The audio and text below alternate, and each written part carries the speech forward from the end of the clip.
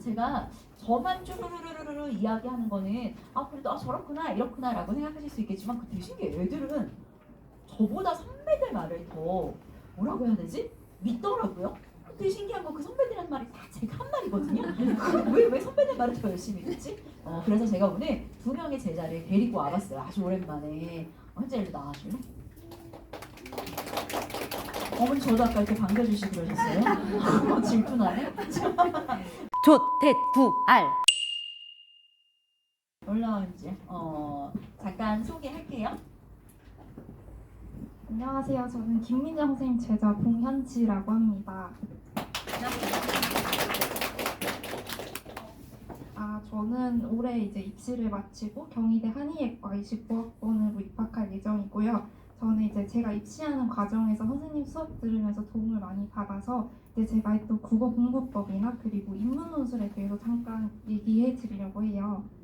아마 들으시면서 좀 이건 의미 있겠다 싶은 내용들 메모하시면서 들으시면 좋을 것 같거든요. 네, 이야기 시작할게요. 저는 우선 이제 고3 때는 계속 국어가 3등급이다가 이제 22학년도 불수능이라고 불리는 22학년도 수능을 치고 선생님 현강에서 공부하기 시작했어요. 그래서 그리고 선생님과 현장 조교님들께 많은 도움을 받고 바로 그해 재수 때 수능에서 98점으로 100분이 100을 받게 되었습니다. 그래서 사실 저는 이때 재수 때 계속 3등급이 나오던 상태에서 제대로 공부를 시작한 지 3개월 만에 바로 3모 때부터 1등급이 안정적으로 나왔었거든요. 그래서 사실 막 국어는 성적을 올리기 어려운 과목이다 이런 말이 많은데 그에 비해서 되게 빨리 성적을 올렸기 때문에 이제 어떻게 공부했는지랑 선생님께 어떻게 도움 받았는지 말씀드리려고 합니다. 우선 그 국어를 공부하는 데 있어서 제가 지금 시기에 가장 많이 성적이 올랐는데요. 이때 저는 다른 공부를 엄청 문제를 많이 푼다거나 이렇게 하지는 않았고 선생님 수업을 듣고 복습을 되게 열심히 했는데요. 이제 보통 이제 친구들한테 복습 어떻게 하는지 물어보면 이제 선생님 수업 듣고 필기한 내용을 집에 가서 다시 한 30분 정도 읽어본다 이렇게 하는 친구들이 많아요. 근데 사실 그렇게 하면 선생님이 말씀하신 거를 다시 읽는 것뿐이지 그걸 한다고 모든 게 이제 제 실력이 바로 되진 않거든요. 그래서 저 같은 경우에는 어떻게 복습을 했냐면 그 아까 말씀하신 여기에 그 16쪽에 보면 써놨는데 이제 나중에 집에 가서 보시면 더 자세히 적어놨고요. 지금 간단하게 말씀을 드리자면 저는 이제 수업 시간에 기출지문은 선생님이 아까 하신 것처럼 막 설명을 해주시고 3시간 반 정도 수업을 듣고 집에 가면 그 다음 날에 총 3-4시간 정도를 복습하는 데 썼었어요. 근데 그 똑같은 지문을 3-4시간? 네. 그래서 그게 왜 그렇게 오래 걸렸냐면 이제 필기한 내용을 그대로 보는 건 큰 의미가 없다고 생각해서 예를 들어 23학년도 6월 모의평가 지문이다 하면 그거를 그 EBSI라는 사이트에 들어가서 기출지문을 새로 프린트를 했어요. 그리고 이제 아무 필기가 없는 상태에서 그 지문을 보고 이제 앞에 인형을 앉혀놓거나 해놓고 제가 선생님이 된 것처럼 지문을 처음부터 끝까지 이제 설명을 해보는 거예요. 예를 들어서 이제 1문단에 아까 이 단어를 보고 이 다음 2문단에서 이 문장이랑 연결지었어야 하고 마지막 문단을 볼 때는 아까 1문단에서 이런 얘기를 해줄 거라고 얘기를 했었는데 진짜 실제로 나왔구나 이런 내용을 이제 처음부터 끝까지 강의 중에 설명하시듯이 해보는 거예요. 이제 그렇게까지 하고 그러니까 단순히 필기를 읽어보는 게 아니라 설명했었던 내용들을 네가 이제 아무것도 안 쓰여 있는 지문만 있는 걸 뽑아서 애들한테 설명하듯이 이렇게 해가는 거죠. 그렇게 한 다음에 이제 수업 시간에 필기한 책을 다시 펼쳐봤어요. 그러면 이제 제가 혼자 설명할 때 했던 내용이랑 선생님이 설명하신 내용 중에 분명 제가 놓치는 게 생겨요. 그래서 그거 두 개를 비교해보고 그거를 이제 반복하다 보면 제가 계속해서 선생님이 분명 설명하셨는데 혼자 할 때는 까먹는 내용들이 있는데 그게 바로 제가 이제 평소에 국어 제문을 풀면서 잘 못하는 부분이었던 거예요. 그래서 그런 것들을 따로 이제 국어 노트를 만들어서 그런 거 위주로 적어놓고 국어 공부를 할 때마다 다시 보는 식으로 공부를 했습니다. 그러니까 뭐 하나만 예를 들어줄 수 있어? 국어 노트에 써놨던 거? 예를 들면 1문단에서 병렬식 설명이 나올 때가 있거든요. 예를 들어서 뭐 A라는 거에는 B, C, D가 있다. 그런 다음에 2문단부터 B에 대해 설명하고 3문단에 D가 나오고 이런 식의 지문이 있는데 이런 식으로 병렬식이 예고돼 있을 때는 미리 이제 지문을 이제 스캐닝이라고 표현을 하시는데 제대로 읽기 전에 눈만 빠르게 밑을 보는 거예요. 그럼 이 문단 제일 처음 시작이 B는 뭐뭐이다. 그리고 3문단은 그런데 한편 C는 무엇이다. 이렇게 그런 게 미리 있는 걸 눈으로 쓱 보고 미리 손으로 동그라미를 쳐놨었어요.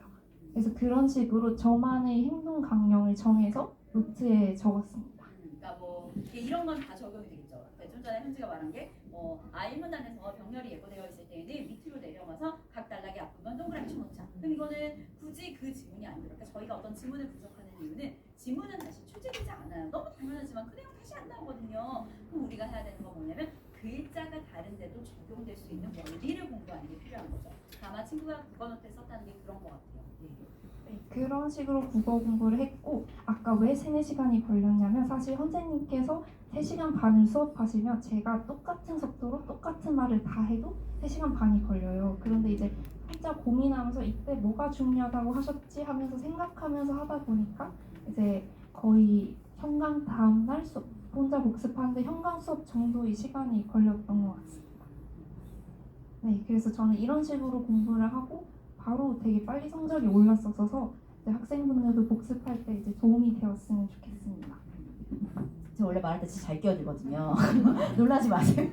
아니 근데 현지 같은 경우는 제가 처음 봤을 때 3등급이었었거든요. 근데 맨 앞에 앉아서 되게 수업을 열심히 듣는 거예요. 그러더니 바로 3월 모의고사에서 1등급이 나오고 그 뒤로는 한 번도 1등급 놓쳐본 적이 없어요. 근데 아마 시작을 되게 탄탄히 했기 때문인 것 같아요. 많은 애들이 그러니까 제가 애들을 가르쳐 보면 성적을 올리기가 제일 쉬운 건 이상한 말이지만 5등급 애들이에요. 왜냐면 5등급 애들은 남들이 맞는 것도 틀리고 남들이 틀리는 것도 틀리거든요. 근데 되게 간단해요. 그러면 남들이 맞는 것만 맞게 해주면 되기 때문에 그건 어려운 일이 아니거든요. 근데 진짜 어려운 게 3에서 1. 남들이 생각했을 때는 3등급 1등급 어렵지 않잖아. 2등급 1등급이 진짜 어려워요. 왜냐면 남들이 틀리는 걸 맞게 해야 되니까 그건 사고 체계거든요. 근데 많은 사람들이 어떻게 오해하냐면 문제 많이 풀다 보면 늘지 않아? 아니에요.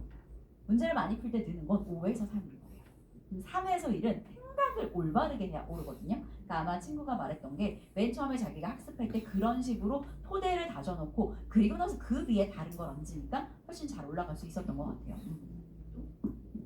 그렇게 국어 공부법은 했고 제가 이제 이번에 경희대 한의예과에 합격한 게 인문논술을 합격한 건데 이제 인문논술에 대해서 사실 제가 입시를 할 때도 주변에 이제 인문논술을 준비했던 사람도 별로 없고 합격한 사람도 별로 없었어서 많은 얘기를 듣지 못하고 혼자 찾아봤어야 됐는데 그래서 혹시나 도움이 될까 하고 인문논술에 대해 잠깐 말씀을 드리려고 해요. 사실은 웬만하면 고3 때 내신을 놓지 않는 걸 추천해요.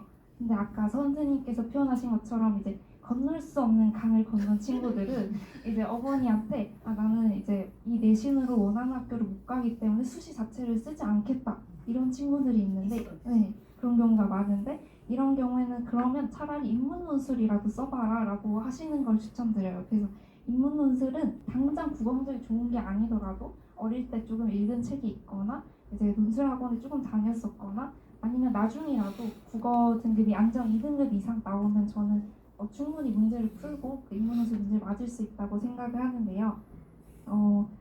저 같은 경우도 사실 이제 논술으로 합격했지만 논술만을 따로 준비하거나 논술 학원을 다녀본 적은 없어요. 그래서 논술학원을 안 다녔던 거야? 네, 이제 딱 유일하게 국어를 했던 게 선생님 현강에 다니고 이제 현강 숙제하고 복습하고밖에 없었고, 네 그렇게 저는 이제 완전히 정시로 가겠다는 생각으로 저는 사실 내신도 안 챙겼었고 정시만 준비했는데 어쩌다 보니 논술을 봤는데 논술에 합격한 케이스여서 네.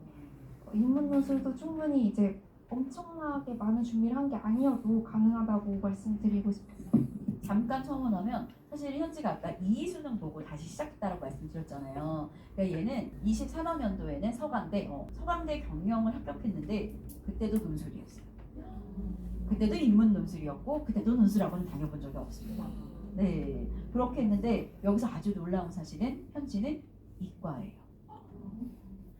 되게 지금 다들 엉덩이에서